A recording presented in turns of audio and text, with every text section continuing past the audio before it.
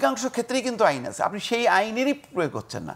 আপনার রাজনৈতিক দল, প্রত্যেকটা রাজনৈতিক দল হচ্ছে একটা ফ্যাসিস্ট চেহারা নিয়ে বসে আছে। আপনি তাদেরকে দিচ্ছেন যে তুমি গণতন্ত্র প্রতিষ্ঠা করো, তার হাতে অস্ত্র দিচ্ছেন, বলেন যে আপনি ফায়ার করবেন, সে অন্যকে ফায়ার কি করবে? সে আপনাকে ফায়ার করবে, আমাকে ফায়ার করবে। আমরা সংস্কার নিয়ে আজকের একটি প্রতিবেদন দেখে আলোচনাটি শুরু করব।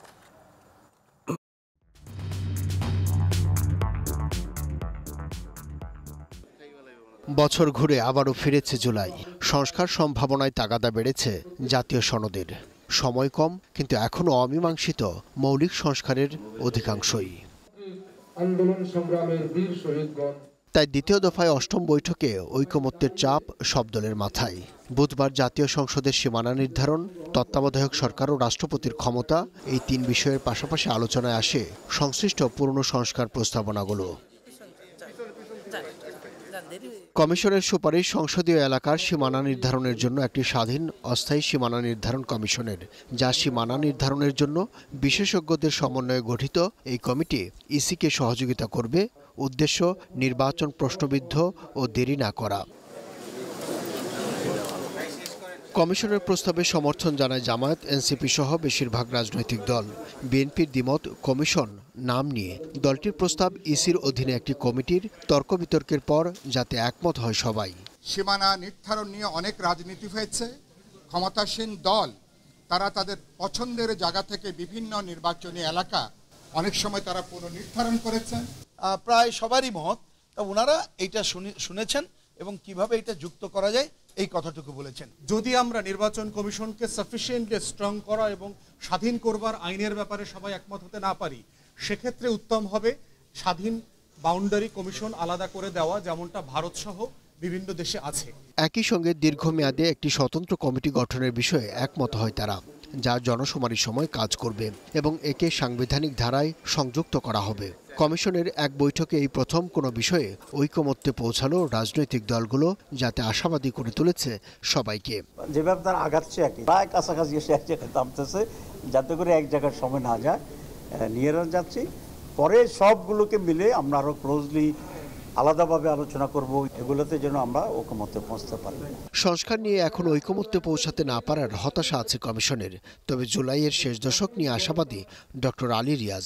যতটা অগ্রসর হতে চাই ততটা না পারা খানিকটা হতাশ হই, কিন্তু তারপরেও জুলাই মাসের এই 2 তারিখে দাঁড়িয়ে যেটা আমার মনে হয় যে আমরা চেষ্টা করলে অবশ্যই এই মাসের মধ্যে সম্ভবত জুলাই গণঅভ্যুত্থানের যে উত্তুঙ্গ পর্যায়ে ছিল, মাঝামাঝি জুলাই মাসের বা তৃতীয় সপ্তাহের মধ্যে এক জায়গায় যেতে পারবো। দলগুলো এবং কমিশন নিজেদের প্রস্তাবের সঙ্গে একমত না হলেও নির্বাচনের স্বার্থে সবাই নিজ অবস্থান থেকে ছাড় দিচ্ছে, এটাই আশার দিক। তবে সেটি যদি শুধু জাতীয় সনদের জন্যই করা হয়, তাহলে দীর্ঘমেয়াদে প্রশ্ন থেকেই যাবে। আব্দুল্লাহ শাফি, গ্লোবাল টেলিভিশন, ঢাকা।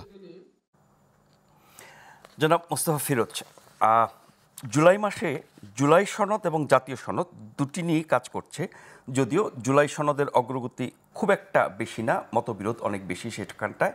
জাতীয় সনদ, যার অধীনে সংস্কার প্রস্তাবগুলো ঐক্যমত্য তৈরি হওয়ার মাধ্যমে ভবিষ্যতে সেগুলো পরিবর্তন করবে, আগামী সংসদে সেগুলো পরিবর্তন ঘটানো হবে, আইন কানুন সংবিধান সেগুলো সংশোধন করা হবে। এই 1 বছরের সংস্কারের অগ্রগতি কতটা আশাব্যঞ্জক, বা জুলাই মাসের মধ্যে জাতীয় সনদ, যেটি জাতীয় ঐকমত্য কমিশনের সহসভাপতি ডক্টর আলী রিয়াজ বলেছেন যে জুলাই মাসের শেষের দিকে জাতীয় সনদ হয়ে যেতে পারে বলে প্রত্যাশা করছেন, যেটুকু অগ্রগতি দেখছেন তাতে করে কি মাস শেষে ওরকম জায়গা পৌঁছানো সম্ভব? মনে হয় না। কারণ হলো যে আমার কাছে কেন জানি মনে হয় এখন যে মানে কত রকম জটিলতা তৈরি করা যায়, কত রকম সমস্যা তৈরি করা যায়, তার জন্য মনে হচ্ছে যেন বিভিন্ন কমিশন নতুন নতুন দাবি উত্থাপনের কারণে। দাবি উত্থাপন আসলে আমাদের সমস্যাটা কি ছিল, মানে কেন এত এত কমিশনের দরকার হচ্ছে? আমাদের তো অসুখ একটা ছিল, একটা অসুখ, সেটা হলো ভোট না হওয়া, সঠিক ভোট না হওয়া। সেটা মানে আপনি ধরেন, আমি একটা কথা বলি, আজকে যদি 2000 লাস্ট যে দ্বাদশ জাতীয় সংসদ নির্বাচন কোনোভাবে যদি সেটা যদি নিরপেক্ষ হতো আর সেখানে যদি বিএনপি ক্ষমতায় আসতো, তাহলে বিএনপি কী করতো? তার যে 31 দফা সে যে প্রণয়ন করছিল, সেখানে কিছু সংস্কার প্রস্তাব আছে না, তো সেগুলি করতো। তারপরে অন্য দলগুলো এখন যারা কখনোই বলেনি সংখ্যানুপাতিক নির্বাচন, দিক কক্ষের পার্লামেন্ট, আরও কি কি সমস্ত কথাবার্তা বলতেছে, তখন মানে তারা এখন বলতেছে, এখন বুঝলাম যে এখন বলার সুযোগ আসছে। তো যার যার দলীয় ম্যানিফেস্টো নিয়ে মানে মূল বিষয়টা আপনি যদি ঠিক করেন, বাকিগুলি কিন্তু সমাধান হয়ে যায়। তাহলে নির্বাচিত বাকি সব সমস্যার সমাধান হয়ে যাবে, অবশ্যই সমাধান হবে। কারণ সমাধান, সুষ্ঠু নির্বাচনটা হলো এই যে তখন অনেকগুলো দাবি আসবে, অনেকগুলো প্রশ্ন আসবে, যার যার ম্যানিফেস্টো নিয়ে সে কাজ করবে। নির্বাচিত সরকার যদি মনে করে যে আমি আর ফ্যাসিবাদ কায়েম করব না, আমাকে এই ভোটের মাধ্যমে জনগণের আস্থা নিয়ে কাজ করতে হবে, তখন সে জনপ্রিয় যে ইস্যুগুলো যেগুলি মানুষ চায় সেগুলি সে বাস্তবায়ন করবে। যদি বাস্তবায়ন না করে তাহলে সেকেন্ড অপশনে যারা থাকবে তারা সেই ইস্যুগুলি আনবে, ওই যে মনে করেন সংখ্যানুপাতিক নির্বাচন, বাকি অন্যান্য ইস্যুগুলি, এটাই তো হবে। আপনার একটা মানে ইন্টারিম গভর্নমেন্টটা, এটা তো ধরেন একটা মানে তাবু মার্কা সরকার। কারণ কি, এই সরকারটা হলো একটা ঝড় হয়েছে, বড় একটা ঘূর্ণিঝড় হয়েছে, উপকূল এলাকা ঘরবাড়ি সব ভেঙে গেছে, তখন মানুষজনকে নিরাপদে করার জন্য আপনি একটা তাঁবু টানায় আছেন। এখন এই সরকার তাঁবু টানাইছে, তাঁবু টানায় সে দ্রুত বেগের চেষ্টা করবে পুনর্বাসনের জন্য। সেই দ্রুত বেগে পুনর্বাসনটা হচ্ছে নির্বাচন। আপনি সুষ্ঠু নির্বাচনটা দেন, সব রোগ সারবে। আপনি ওইটা বাদ দিয়ে আপনি অনেকগুলো পার্শ্ব প্রতিক্রিয়া নিয়ে কাজ করতেছেন, কিন্তু আপনি মূল জায়গাটায় যাচ্ছেন না। সংকটটা এখানে। আপনি কমিশন আরও দেন, 5টা দেন, বিভিন্ন লাভ হবে না, এগুলি জটিলতা বাড়তে থাকবে। আর আপনার এই সবগুলো নিয়ে কাজ করার কিন্তু ম্যান্ডেট দেয়নি এখানে। একমাত্র আপনি আমি যত বড় পণ্ডিতই হোক না কেন, আমার আপনার কিন্তু ম্যান্ডেট নেই। আমরা আজকে 3 জন নিয়ে আলোচনা করতে পারি, কিন্তু তার মানে এই না যে আমি যেটা বলবো সেটাই সঠিক, কামাল ভাই যেটা বলবে সেটাই সঠিক। আমাদেরকে বাংলাদেশের রাষ্ট্রের, হ্যাঁ এটা বলতে পারেন যে আমাদের এখানে মূর্খরা নির্বাচিত হয়, টাকাওয়ালারা নির্বাচিত হয়, এরা কি বোঝে, আপনি আমি বেশি বুঝি, নো, এটা বলে লাভ নেই। এই জন্য আপনাকে অপেক্ষা করতে হবে। আপনি একবারে যেই ধরনের কাঠামো বানাচ্ছেন, মনে হচ্ছে যেন একটা যুক্তরাজ্য বা যুক্তরাষ্ট্রের একটা কাঠামো, 4 বছরের মেয়াদ হবে, দ্বিকক্ষের পার্লামেন্ট হবে, এটা হবে, সেটা কিচ্ছু হবে না। আপনি দেন, আমি বললাম তো, আপনার শুধু চিন্তা করেন 3 জোটের রূপরেখা ছিল না সেই 90-এর গণঅভ্যুত্থানে, এর সাথে 9 বছরের এতে হইল, হয়নি। আচ্ছা, এই 111-এর সময় অনেক সংস্কার হলো না? আওয়ামী লীগের অন্তত 4 জন সিনিয়র নেতা 4 রকম প্রেস কনফারেন্স করে বলছে না? মান্নান ভূঁইয়া বলছে না? অনেকেই তো বলছে। কয়টা বাস্তবায়ন হয়েছে? হয়নি।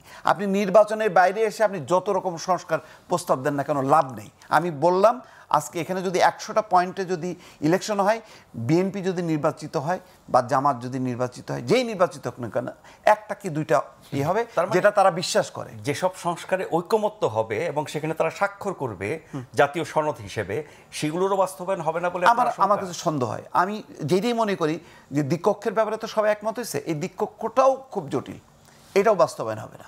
বাস্তবায়ন হবে একজনের 10 বছরের বেশি প্রধানমন্ত্রী না থাকা, এটাও কিন্তু আসলে মানে বায়বীয় ব্যাপার। এটা মানবে কি? আপনার শোনেন, আপনার মূল এর আগের যদি বলি, আপনি রাষ্ট্রীয় পর্যায়ে আপনি অনেকগুলো সংস্কার করতে চান, আপনি ঠিক হয়েছেন। আমাদের যে বিদ্যমান আইন কানুন যা আছে, এই যে গণমাধ্যম আমরা নিয়ন্ত্রণ করার জন্য অনেক রকম আইন কানুন করছি না? করছি তো, কিন্তু তার আগে কি আমাদের আইন কানুন ছিল না? সেগুলি কি ইমপ্লিমেন্ট হয়? ইমপ্লিমেন্ট হয়। আপনি বিদ্যমান আইন, এমন তো না আইনের কোনো অভাব আছে, আমাদের আইনের অভাব 1টা 2টা 3টা ক্ষেত্রে হইতে পারে, টুকিটাকি, এগুলো সঠিক প্রয়োগ হয় না। অধিকাংশ ক্ষেত্রেই কিন্তু আইন আছে, আপনি সেই আইনেরই প্রয়োগ করছেন না। আপনার রাজনৈতিক দল, প্রত্যেকটা রাজনৈতিক দল হচ্ছে একটা ফ্যাসিস্ট চেহারা নিয়ে বসে আছে। আপনি তাদেরকে দিচ্ছেন যে তুমি গণতন্ত্র প্রতিষ্ঠা করো, তার হাতে অস্ত্র দিচ্ছেন, বলেন যে আপনি ফায়ার করবেন, সে অন্যকে ফায়ার কী করবে? সে আপনাকে ফায়ার করবে, আমাকে ফায়ার করবে। এইভাবে হয় না, আপনাকে এইটার জন্য অপেক্ষা করতে হবে। বাংলাদেশের দুর্ভাগ্যগত 50-52 বছর, এটা কামাল ভাই আরও বিজ্ঞ মানুষ, অনেক অভিজ্ঞতা, উনি বলতে পারবেন। আপনি গণতন্ত্র কবে ছিল বাংলাদেশে?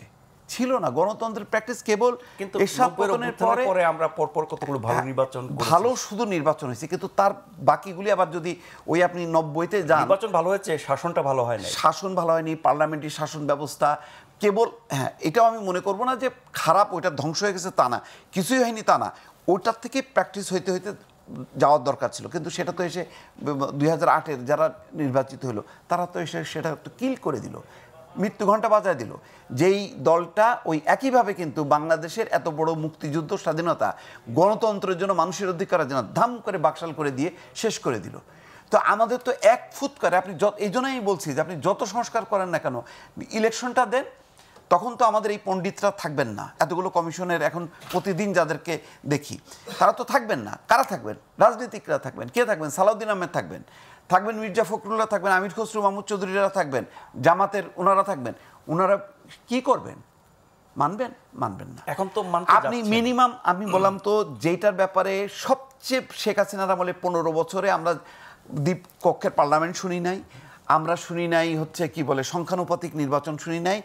মানুষের এটা ছিল ভাই রে একটা ভোট দে, সুন্দর করে একটা ভোট দে, নিরপেক্ষ নিউট্রাল যাতে হয়, ওইটা আপনি আগে দেন, ওইটা দেন, ওইটা দিয়ে বিদায় হন, রাজনীতিবিদরা তাদের হাতে ছেড়ে দেন। আপনি যত চর্চা করবেন, ওই 2 বছর তো মইনুল আহমেদ হয়েছে, তো ওই সময় কিন্তু আপনি যদি ইতিহাস যদি আমরা আনি, কত ওই যে 4 জনের নেতাদের মান্নান ভূঁইয়ার সংস্কার প্রস্তাবগুলি আনেন, এখন যা যা আছে তার চেয়ে আমার ধারণা বেশি আছে, কিন্তু সেগুলো বাস্তবায়ন হয় নাই, এবারও না হওয়ার আশঙ্কা বেশি, এমনকি জাতীয়ভাবে অঙ্গীকার করলেও পরেও হবে না।